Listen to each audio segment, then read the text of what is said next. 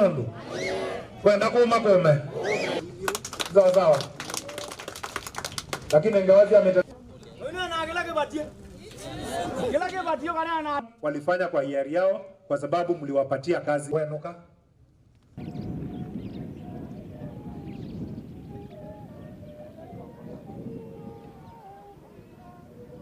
tunajua ya kwamba hiyo statement ya hao wazee si ya mdomo wao, kwa sababu wenyewe walisema kwa midomo yao, walipewa mawaidha na mtu ya kwamba wasipofanya kitu serikali wafuate, serikali haiwezi kuanzishia process ya kuja hapa. Tunataka hii shida iishe mara moja. Tutaomba kwa heshima Waziri Alice Wahome, tunakujua, you're a lawyer, you're an able CS. Provide an answer to that letter by our people, ili sasa roho zao ziweze kutulia na wajue serikali inachukua mwelekeo gani.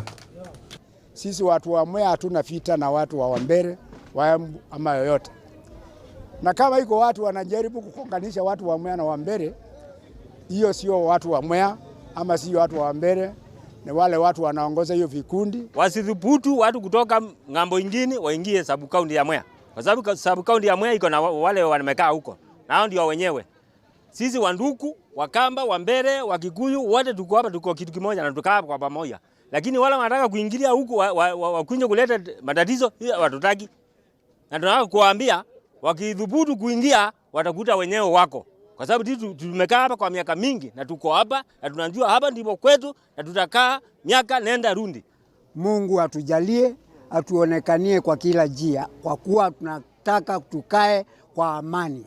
Wale ambao wanataka kusema ati watakuja kilazima, serikali mko wapi?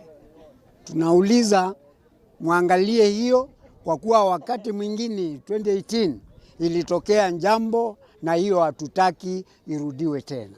Na serikali walikuweko, pastors walikuweko, and they were very silent.